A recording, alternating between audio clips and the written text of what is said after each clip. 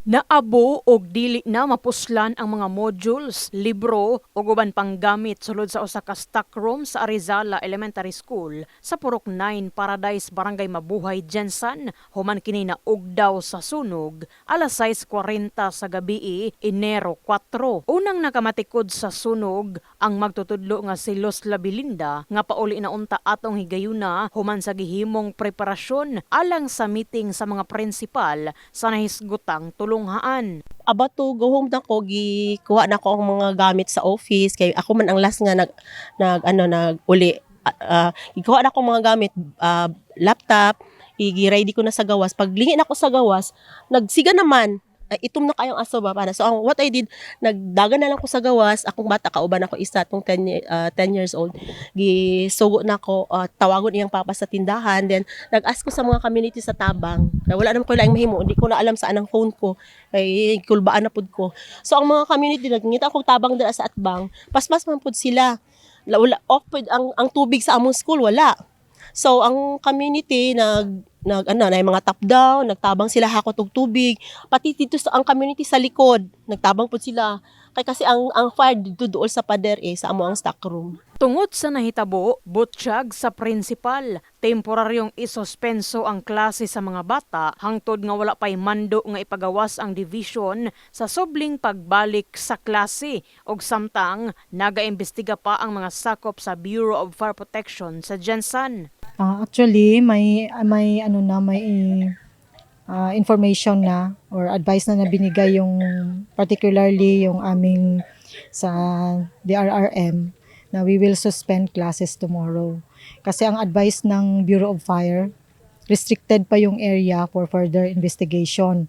So teachers will be here, yung mga bata lang ang wala.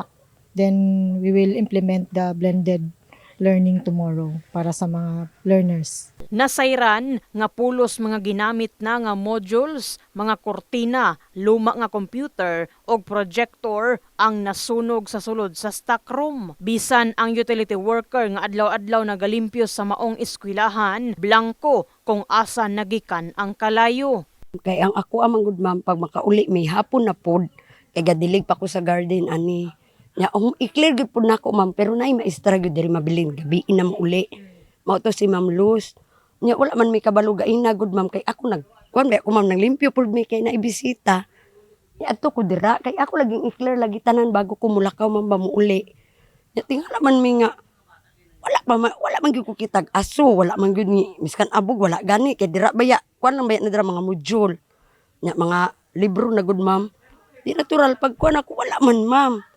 Mo tun ingon akong bana kay uban man ni nako siya diri kay nag-ayo pud mi sa mga scene. Ni anak kong bana uli na ta kay gabiin na ko.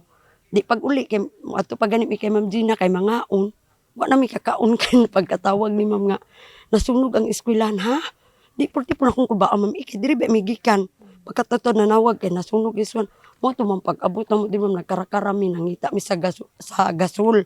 Kay basig mautoy unahon ug kuan ba impact nya dira ba nabutang ma'am. Porti na mong kubaa. Pero wala napil ka sunog ng gasol? Wala ma'am. Napagawas dahil sa mga tao ma'am. Kahibaluan, ang maong stock room, gihimo na kalabay lang nga tuig 2023 ug sa karon padayon pa nga gisuta sa BFP ang hinungdan sa sunog, lakip na ang kinatibuk ang damyos niini. In the heart of changing lives, kini si Brigada Enemy Mugpon sa Brigada News Jensan. Brigada News.